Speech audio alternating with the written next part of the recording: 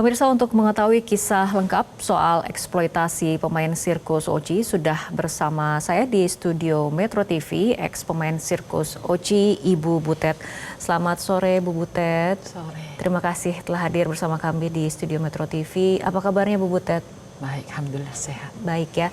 Nah, selain dengan Ibu Butet, pemirsa juga telah bergabung dari luar studio, kuasa hukum Muhammad Soleh yang bergabung dari luar studio. Selamat sore, Pak Soleh. Sore Mbak. Baik, Pak Soleh, saya akan mulai perbincangan dari Ibu Butet dulu yang sudah hadir di studio. Bu Butet, Anda kemudian bersama rekan-rekan dari ex pemain Oci ini kan sempat mendatangi Kementerian HAM, mengadukan soal eksploitasi, kekerasan, perbudakan. Apa sebetulnya yang Anda rasakan atau alami pada saat itu, Bu? Karena saya dari kecil, saya tidak tahu apa-apa sama sekali. Pada saat itu saya usia mungkin 2 tahun ya. Saya dibawa ke, saya tidak tahu dibawanya gimana, pokoknya saya sudah ada di Jalan Balikpapan, Petojo. Saya di situ sekitar umur 3 tahun, 4 tahun saya dibawa ke Oriental Circus. Di situ saya lihat banyak anak-anak yang lain juga sama, seusia saya. Seusia dengan Bu Butet? Iya, itu semua pada latihan sama dengan saya. Diajarin dasar-dasar akrobat, gadis plastik itu ya, kita segala macam, dan itu tanpa kemauan kita ya, kita dipaksakan diajar. Di situ saya melihat semakin waktu berjalan kok kekerasan saya terima gitu bersama teman-teman, kadang ditempeleng gitu apa, sering deh itu dilakukan itu berjalannya waktu. Saya pikir ini apa, saya juga kan kecil, ini kehidupan apa. Artinya kekerasan sudah dimulai bahkan sejak Bu Butet kecil? Latihan itu saya sudah mulai ditempeleng itu, berjalannya waktu saya tambah besar, tambah hal-hal yang menurut saya dia itu saya melanggar, itu dipukul, dan itu kayak saya show tidak bagus, itu saya juga dipukul. Kayak saya pada waktu show saya tidak tersenyum, tidak ketawa, saya juga dipukul. Itu hari-hari, semua teman-teman saya juga sama. Lisa, Ida, semua, Rita, semua sama dapat seperti itu. Di situ saya berpikir, ini kehidupan apa? Saya juga tidak pernah mendapatkan kasih sayang. Dan kita di dalam hanya sirkus itu aja. Tidak tahu mengenal dunia luar, apa ini saya nggak ngerti. Jadi pada saat diajak bergabung, ada memori tentang itu tidak, Bu? Apakah kemudian dari pihak sirkusnya sempat meminta izin kepada keluarga atau seperti apa? Tidak ada, saya tidak pernah. Tidak pernah, yang lain juga tidak pernah ada. Jadi kita tidak tahu orang tua, ya tidak, ya hari-hari kita hanya melakukan di sirkus itu aja, hari setiap hari. Pagi harus bangun, kita latihan, terus belajar sekolah, tapi itu pun bukan seperti formalnya anak-anak di luar ya. Tapi hanya bisa baca, nulis, berhitung, itu aja. Itu pun yang ngajarin karyawati. Dan juga kenakalan anak kecil aja saya pernah mengalami sendiri. Pada saat itu, kalau kita di sirkus kan makannya nasi bungkus. Kalau bos ada masakan sendiri, bos saya itu. Saya tuh ngambil empalnya, itu pun sudah dijejelin tai gajah. Sama bos saya itu udah dijejelin tai gajah. Dipegangin saya dijejelin tai gajah. Teman-teman saya juga melihat, tapi mereka tidak berani apa-apa. Hanya bisa diam aja. Saya ini kenapa saya juga nggak seperti fatal apa kesalahan itu, saya juga nggak ngerti kan. Saya itu usia mungkin sekitar 10 tahun. 10 tahun. Sekitar kurang lebih segitu. Jadi saya nggak ngerti apa ini sebetulnya. Ya selama itu saya lalui, terus berjalannya waktu. Kayak saya di usia remaja saya juga. Namanya saya remaja kan, saya juga kenal dengan karyawan. Saya pacaran, saya kejadian hamil juga seperti itu. Saya langsung dirantai, pakai rantai gajah itu. Saya tidur malam di rantai. Kenapa begini? Saya bilang saya juga dipukulin. Alasan dia supaya saya nggak kabur dengan karyawan itu. Pada saat itu juga karyawan itu sudah dikeluarkan. Makanya sampai sekarang anak saya juga tidak tahu bapaknya di mana. Ibu Butet ada kisah juga kemudian dipisahkan dari tadi anak yang dilahirkan, itu seperti apa? Saya lahir di rumah sakit, itu saya belum dibawa pulang, anak saya sudah dibawa, itu sangat sakit buat saya. Pokoknya di masa-masa kehamilan saya kejadian sampai saya melahirkan, saya dipisahkan, saya sakit. Terus terang kalau trauma itu tidak bisa hilang. Udah cuman dengan kesibukan hari-hari saya belajar berdamai dengan keadaan ya. Saya bisa, bukan hilang ya, tapi saya bisa terima sedikit demi sedikit karena kesibukan saya, dan juga saya sekarang sudah punya keluarga kecil. Itu yang bisa mengurangi ya, tapi bukan hilang ya. Teman-teman yang lain yang Bu Butet tahu juga mengalami hal yang sama, kekerasan, eksploitasi seperti itu? Sama kalau untuk latihan itu, kalau untuk pukul, latihan apa itu, makanan kita sehari-hari.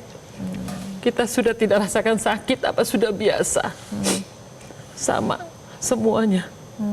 Sempat ada upaya tidak Bu kemudian untuk memproses misalnya kekerasan ini ke jalur hukum, atau ada upaya-upaya? Saya nggak tahu karena kan saya tidak tahu apa-apa di luar. Saya pada waktu itu keluar tahun 94, saya tidak tahu apa-apa. Saya tidak tahu polisi apa, saya nggak tahu. Jadi saya hanya belajar, saya untuk diri saya sendiri, saya bekerja. Saya tidak memikirkan hal-hal itu. Sebetulnya saya sudah tidak mau mengungkit masalah itu. Buat saya kan sakit ya, cuman saya pikir ya karena saya ada yang bantu dari Cak Soleh, kita kembali. Saya mau membantu, akhirnya saya baru mau seperti itu. Oke. Ibu, kita akan berbicara teknis hukum dulu dengan Pak Soleh. Saya akan sapa Pak Soleh dulu. Pak Soleh, dengan kemudian kasus ini yang saat ini sudah kemudian menyedot perhatian publik, langkah berikutnya dari pihak kuasa hukum akan seperti apa untuk memperjuangkan keadilan bagi para korban? Jadi hari Senin besok kami mendampingi para korban, nanti ada sekitar 12 para korban yang sekarang ini bisa tergabung, bisa koordinasi untuk bisa ketemu dengan Komisi 3. Dan sudah dijadwalkan jam 2 siang hari Senin besok. Itu satu. Yang kedua, kita pun sudah menyampaikan kepada teman-teman Komisi 3, jangan hanya mendengarkan versi dari pihak korban. Undang juga Taman Safari, undang itu Jansen Manangsang, undang itu Fran Manangsang, undang juga Tony Sumampo. 3 orang inilah yang selama ini disebut yang melakukan kekerasan kepada para korban, terutama Frans Manangsang itu. Sebab kalau hanya sekedar dari kita itu sepihak, tidak ada cover both side, kesannya kita mencari-cari masalah seperti yang disampaikan oleh Tony Sumampo itu. Kita juga meminta dihadirkan Komnas HAM. Kenapa? Karena tahun 1997 Komnas HAM sudah dilapori oleh Vivi, salah satu korban terkait adanya kekerasan di Taman Safari Bogor. Tetapi sayangnya rekomendasi Komnas HAM tidak pernah dijalankan oleh pihak Taman Safari, dan Komnas HAM diam, tidak berbuat lebih untuk para korban. Kita juga minta dihadirkan Mabes Polri, sebab kasus ini juga tahun 97, bukan sekarang. Tahun 97 sudah dilaporkan ke Mabes, tetapi tidak ada kelanjutannya.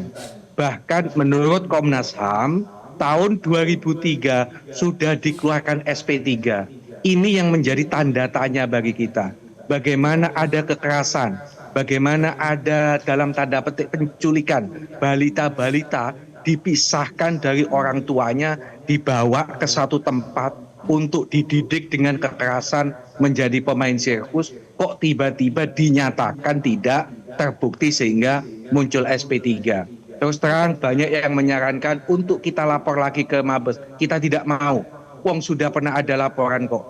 Biar Komisi 3 nanti yang memanggil Mabes Polri mempertanyakan apa alasannya kasus ini kok dihentikan. Sebab cerita apa yang disampaikan oleh Butet itu hanya sekelumit satu cerita. Belum lagi ada Vivi, belum lagi ada Ida yang mengalami cacat tubuh karena terjatuh dari permainan sirkus ketinggian 15 meter. Itu pun tidak langsung diobati, baru besoknya dibawa ke rumah sakit sehingga terlambat, mengalami cacat permanen. Kehidupan sehari-harinya harus menggunakan kursi roda. Anehnya Mbak, setelah dia ini tidak berguna, tidak bermanfaat buat sirkus, Ida ini dipulangkan ke orang tuanya. Padahal pada saat Ida itu masih sehat, dicari oleh keluarganya, selalu disembunyikan oleh Oci, selalu disembunyikan oleh Taman Safari ini. Giliran Ida ini tidak bermanfaat, baru dikembalikan kepada orang tuanya. Menurut saya ini bukan manusia. Pelaku-pelaku kejahatan ini seperti sudah kerasukan hantu, sehingga dia tega terhadap anak-anak ini. Baik, pemirsa, kita saat ini juga sudah mencoba menghubungi pihak Oci, namun tidak ada tanggapan dari pihak Oci. Namun sebelumnya pihak Oci dan Taman Safari Indonesia ini membantah tudingan soal eksploitasi, perbudakan terhadap para pemain sirkus di bawah naungan Oci. Kita simak pernyataannya berikut ini. Pengacara dari, termasuk tadi ada Bu Ida, Bu Butet, sama Bu Vivi, dan tiga orang lainnya. Itu mereka meminta masing-masing 300 juta. Untuk Bu Ida, khusus Bu Ida, mereka meminta 1 M. Dipukul pakai besi, pakai apa? Nggak mungkin lah. Kalau nanti dia luka, malah dia tidak bisa atraksikan gitu ya. Justru kita bisa lihat dari foto-foto mereka kan tidak ada rasa tertekan gitu ya. Tidak ada rasa tertekan dan mereka sangat-sangat happy gitu. Itu satu. Nah, kedua berkaitan dengan apa tadi yang disebut penyiksaan itu ya, itu kan hanya membuat sensasi supaya yang dengar wah serius gitu ya. Kalau benar-benar apakah benar seperti itu ya, itu juga kan sangat tidak dimasuk di akal. Bu Butet tadi mendengar pernyataan dari Pak Tony mengatakan bahwa tidak ada rasa beban, happy, sensasi. Bagaimana Anda mendengar pernyataan seperti itu, Bu? Itu dia punya hak ya. Tapi dia kan tidak tahu. Tapi pada saat itu memang Tony juga tidak terlalu. Yang saya mau kenapa nggak Fran sama Jansen. Itu yang selalu mukulin kita, bukan Tony. Kenapa dia nggak nongol? Terus gitu kan. Vivi juga sudah ada bukti semuanya. Itu terserah dia mau ngomong apa ya. Tapi kita tetap mencari keadilan. Dia harus mempertanggungjawabkan kesalahannya dia. Itu aja. Kedua orang yang tadi Ibu sebutkan, apa yang mereka lakukan? Dia banyak sekali melakukan kekerasan buat kita. Kayak saya dirantai itu semua Fran yang melakukan. Di waktu saya hamil saya dipukulin, dirantai itu Fran yang melakukan semuanya. Kayak Vivi, gitu juga kekerasan itu juga Fran yang melakukannya. Kenapa Fran nggak keluar? Kenapa harus Tony yang keluar? Baik, saya akan kembali ke Pak Soleh mengenai bantahan dari pihak Oci dan Taman Safari Indonesia. Bagaimana kemudian tanggapannya Pak Soleh? Jadi mereka ini membuat argumentasi yang sungguh menyakitkan bagi para korban. Satu, bahwa penyiksaan ini sensasi. Oke lah, kita tidak bicara penyiksaan. Tetapi 60 balita yang dipisahkan dengan orang tuanya, apakah ini bukan sebuah kekejaman? Dan itu tidak dibantah oleh Tony Sumampau itu. Bagaimana tidak diberikan gaji? Bagaimana anak-anak tidak diberikan pendidikan? Bagaimana anak-anak ini selama hidup ada kekerasan? Itu tidak dibantah. Istilah Tony Sumampau itu adalah kedisiplinan. Harus dipahami oleh masyarakat. Semua korban sejak balita, sejak kecil tidak berkeinginan untuk menjadi pemain sirkus.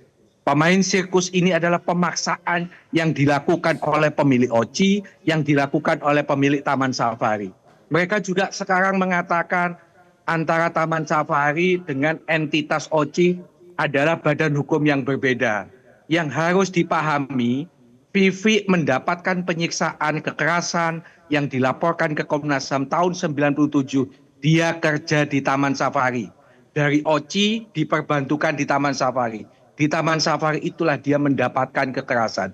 Makanya lebih baik, paling bagus biar Komisi 3 yang mempertemukan antara korban dengan pihak Taman Safari. Untuk bercerita secara lengkap bagaimana bentuk-bentuk kedisiplinan versi mereka, bagaimana bentuk kekerasan versi yang diterima oleh para korban. Supaya semuanya jelas. Tetapi yang pasti Mbak, sampai hari ini Butet dan kawan-kawan masih tidak tahu asal-usulnya, masih tidak tahu siapa bapaknya, siapa ibunya. Ini perintah dari Komnas HAM, rekomendasinya supaya dibuka, supaya mereka dikembalikan kepada orang tua. Asal-usulnya ini harus diperjelas. Sayangnya sudah 20 tahun rekomendasi Komnas HAM ini Baik, Pak tidak Soleh. pernah dijalankan oleh pihak mereka. Baik, saya akan kembali ke Bu Butet terakhir. Harapannya setelah kemudian kasus ini mendapat sorotan publik, nanti juga akan ada rapat dengan Komisi 3 DPR. Harapan dari pribadi Bu Butet sendiri seperti apa? Saya mau mereka harus bertanggung jawab dengan kehidupan saya. Dan juga saya mau siapa asal-usul saya. Kalau tahu juga sudah meninggal, di mana kuburnya. Kalau masih ada, sekarang di mana? Masa walaupun orang tua saya sudah meninggalkan, ada yang lainnya. Biar saya tuh tahu siapa saya sebenarnya. Dan juga saya kepingin Debbie juga bisa ketemu dengan bapaknya. Debbie adalah anak ibu yang sempat dipisahkan. Iya. Karena sampai sekarang Debbie juga nggak tahu. Ya mudah-mudahan melihat ini bisa tahu ya bahwasannya bisa mencari Debbie, itu aja. Dan saya juga mau keadilan. Pokoknya mereka harus bertanggung jawab. Buat mantan ex-oriental sirkus semuanya perbuatannya. Itu aja, saya nggak minta banyak-banyak. Baik, kita harapkan ada jalan yang terbaik untuk keadilan bagi seluruh korban, khususnya untuk Ibu Butet ya. Amin. Baik, Bu Butet dan juga Pak Soleh, terima kasih telah berbincang bersama kami sore hari ini di Metro Hari Ini. Jelajahi cara baru mendapatkan informasi. Download Metro TV Extend sekarang.